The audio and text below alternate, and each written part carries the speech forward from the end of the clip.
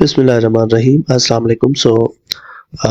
In this coming sessions, we will be discussing some theorems or some famous theorems related to differentiation in calculus. So it's a one variable thing, calculus of one variables. So today we are discussing Fermat's theorem. Fermat's theorem can also be called as Interior Extremum Theorem. First I will state the theorem. We will see what is the statement, and then we will see its proof. So the statement goes on these lines. It is as follows. It says let f be a differentiable function on open interval a to b. So I have got an open interval a to b. So a to b is an interval. So my function is differentiable on this interval. So you should by default know, or you should imply in your mind, that if function is differentiable on this interval, then it has to be continuous as well. Okay, fine. So I have a function which is differentiable on this open interval, and it attains a maximum value. Let's say this way, somehow this way, right? So at some point c, let's say c is the point here. So it says that if f attains a maximum value at some point c in the interval, so in other words, your f of c is going to be greater than all of the values.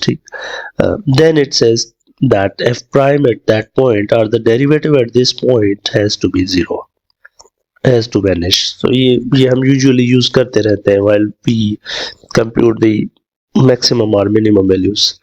So ये हमने prove करना है कि अगर कोई function है जो कि डिफरेंशिएबल है ओपन इंटरवल पर, और उसी ओपन इंटरवल के अंदर उसका कोई मैक्सिमम वैल्यू सी पर आ रहा है, तो उस सी पर उसका डेरिवेटिव जो है वो 0 होना चाहिए. ठीक.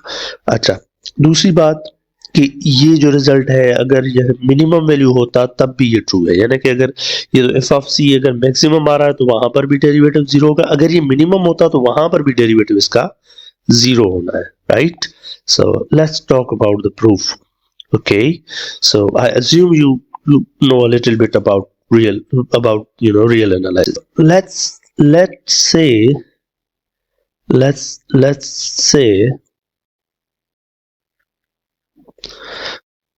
say our f has maximum value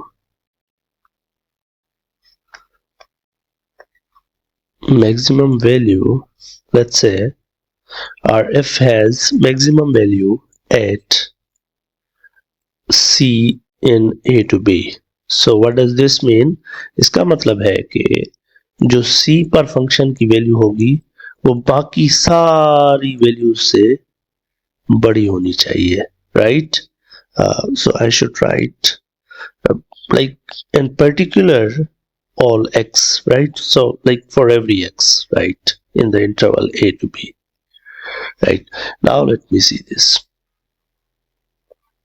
Now let's say this is my a and this is my b. Let's assume c is coming somewhere here. Let's say यहाँ पर c आ रहा है. ठीक.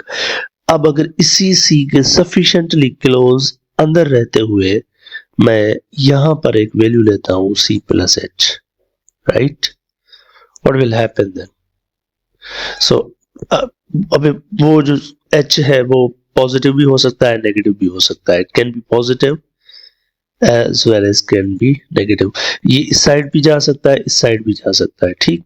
लेकिन ये मुझे पता है कि ये जो भी वैल्यू होगी, ये इस साइड हो या इस साइड हो, ये जहां पर जो फंक्शन की वैल्यू आ रही है ये इससे छोटी होनी चाहिए. यानी इस साइड पे भी ये छोटा होना चाहिए, इस साइड पे भी छोटा होना चाहिए. Something like that. I am assuming this kind of graph. लाजमी नहीं यार फंक्शन इस तरह से हो. ठीक है. तो ये जो वैल्यू होनी चाहिए ये इस पर इससे जो है ना वो छोटी होनी चाहिए. यानी अगर मैं आपसे कहूं कि f of c plus h मैं लिखना चाह रहा हूं, I want to see f of c plus h, तो ये जो भी वैल्यू है ये f of c से छोटी होनी चाहिए, या ज्यादा से ज्यादा उसके बराबर हो सकती है. ठीक. So I must say f of c is greater than equal to f of c plus h, where h is sufficiently close to c. Right. Okay, so now I can rewrite this in this manner. F of c plus h minus f of c has to be less than equal to 0, right? So अब इस f of c को इस side पे लेकर आए basically, ठीक। अच्छा, अब if let me divide both sides of this inequality by h। अब अगर इस साइड को मैं h से डिवाइड करता हूं, अब डिपेंड करता है कि h पॉजिटिव है या नेगेटिव है, ठीक। When my h is positive, so this inequality will not get reversed. In other words, f of c plus h minus f of c divided by h will remain same. Now I can take limit h tends to 0 from plus side to this, right? So this will be f of c plus h minus f of c, all of this divided by h less than equal to 0. So that's the basic property of limits, but we know that function is differentiable on this interval, so it has to be continuous. Because it is continuous, so like differentiable, f is differentiable, so left and right limit of this derivative exist and they have to be same as the derivative. In other words, I can say that f prime at c is less than equal to 0. Similarly, when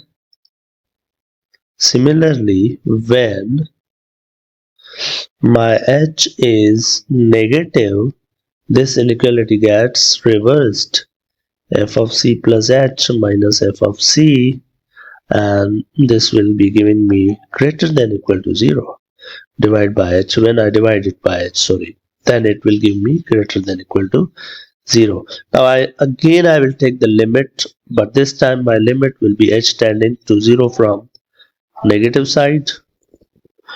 Why? Because at this point h is less than 0, and then similarly you can argue that f prime at c has to be greater than equal to 0. But from both of these 1 and 2 equations हम ये imply कर सकते हैं कि हमारा जो derivative at this point है, यानी कि f of c is greater than equal to 0 and f prime at c is less than equal to 0, so it must say that f prime at c has to be 0 eventually, right?